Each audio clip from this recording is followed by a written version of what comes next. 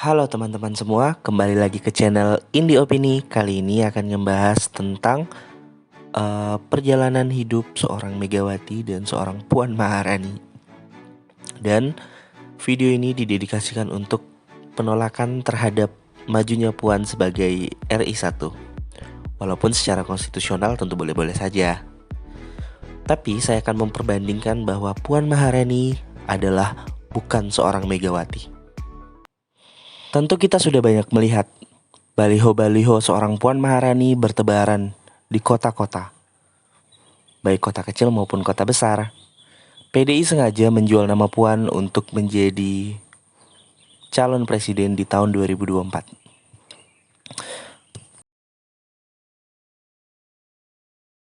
Namun Puan bukanlah Megawati. Ia adalah generasi yang lahir dari kemapanan politik.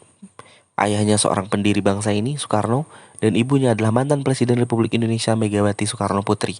Sehingga di era politik beliau itu menempatkan beliau selalu mendapatkan posisi yang enak di dalam sistem pemerintahan di Indonesia, sebagai menteri, kemudian sebagai ketua DPR hari ini. Berbeda dengan seorang Megawati, kita tahu bahwa ia adalah putri seorang proklamator yang kemudian menjadi pesakitan di Orde Baru karena setiap gerak-gerik langkahnya selalu diawasi oleh pemerintah.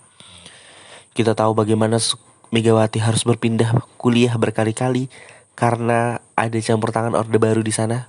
Kita tahu juga bagaimana kemudian peristiwa 27 Juli yang mengambil kepemimpinan Megawati dan mengambil dualisme kemudian yang kemudian menjadi dibakarnya kantor PDI di tanggal itu, yang kemudian menjadi titik perlawanan seorang Megawati semakin keras terhadap pemerintahan Orde Baru.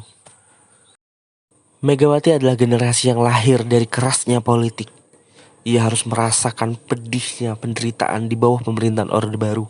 Dan sebagai seorang anak dari seorang Soekarno, yang di masa Orde Baru nama Soekarno begitu dijelekkan dan begitu diasingkan oleh pemerintahan Orde Baru pada waktu itu.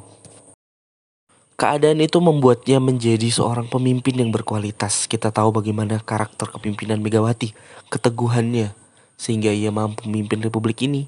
Dan kalau memang ditimbang pada waktu itu, masyarakat bersepakat Megawati menjadi presiden. Bahwa Gus Dur adalah tokoh yang kemudian menang di parlemen, kita tahu. Tapi suara mayoritas rakyat memilih Megawati karena mereka tahu Megawati adalah pemimpin yang tegak teguh ketika harus melawan pedihnya Orde Baru. Dan akhirnya ia terlibat juga di dalam momentum reformasi. Berbeda dengan seorang Puan Maharani, dia adalah anak seorang Megawati yang belum tentu mewarisi kepemimpinan ibunya. Puan tidak merasakan pedihnya Orde Baru. Ia lahir dan kemudian menjadi pejabat-pejabat di negeri ini hanya karena anak seorang Megawati dan hanya karena cucu seorang proklamator. Namun secara kontribusi untuk masyarakat Indonesia, kita masih menyayangkan Puan masih jauh daripada Megawati. Dan itu alasan kenapa kita harus menolak Puan Maharani sebagai presiden dan mendukung calon-calon alternatif yang lain yang jelas kompetensinya untuk bangsa ini.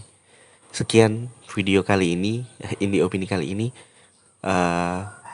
Assalamualaikum warahmatullahi wabarakatuh. Bye-bye.